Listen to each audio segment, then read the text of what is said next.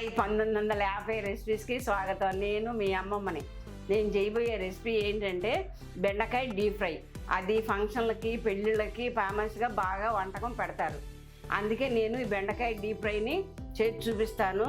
First నుంచి last వరకు చూడండి. అది చూస్తే ఎలా చేయాలి ఏంటన్నది మీకు కూడా తెలుస్తుంది. అలాగే చేస్తే చాలా టేస్టీగా ఉంటుంది బెండకాయ ఫ్రై. ఇప్పుడు గ్యాస్ వెలిగించుకుని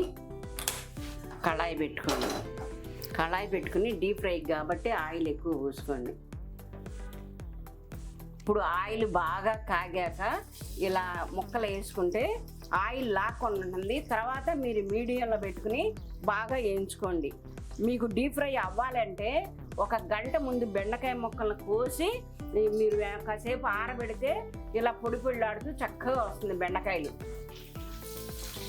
ఇలా బెండకాయ ముక్కలు చక్కగా వస్తాయి అన్నమాట వేయించుకునేటప్పుడు. నీ కూర కూడా ఫ్రైగా బాగుంటుంది అన్నమాట.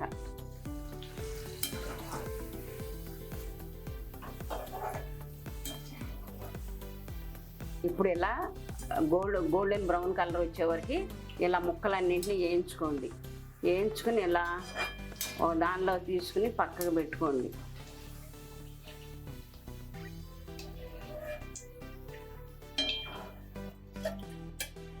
ఒక స్పూన్ ఆయిల్ వేసుకోండి.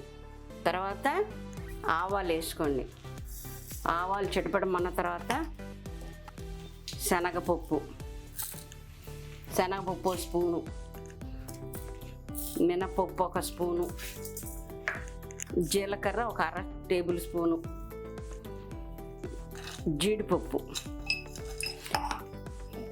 జీడిపప్పే కావాలని లేదు. మీ గనక ఉంటే జీడిపప్పు వేసుకోండి, లేదంటే పల్లీలు కూడా వేసుకోవచ్చు మీరు.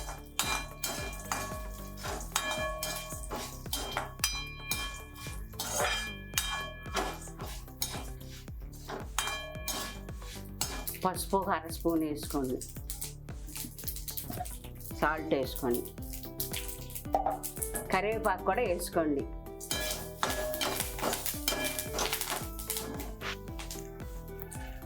పచ్చి కొబ్బరి అయినా వేసుకోవచ్చు, ఎండు కొబ్బరి అయినా వేసుకోవచ్చు, మీ ఇష్టం అది.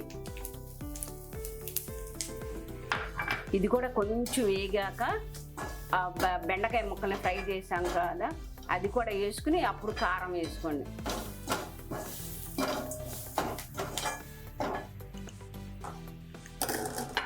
ఇందాక డీప్ ఫ్రై చేసుకున్న బెండకాయ ముక్కలు